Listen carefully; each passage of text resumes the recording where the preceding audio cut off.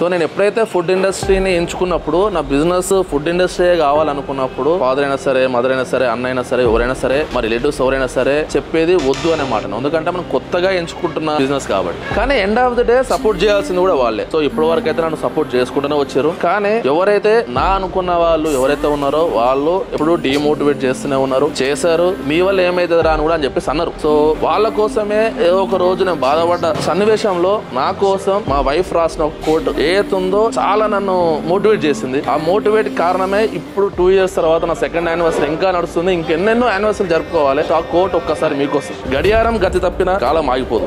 విజయం ఆలస్యం కావచ్చు కానీ నా గెలుపు నోరు ఆపలేదు. నాది కాని కాలాన కన్నీళ్లు దిగమింగా, కష్టాలు భరించా, ఆటుపోట్లు అధిగమించా, విధికి తలవంచ వేచి చూసా, ఇక నిరీక్షణ ముగిసింది. ఈ సమయం నాది, నా మౌనం మాట్లాడే సమయం, నా ఆరాటం అడుగులు వేసే తరుణం. కళింగపట్నంతో కాలాన్ని కళ్ళం వేస్తా, గెలిచి నిలుస్తా, నిలబడి నిరూపిస్తా.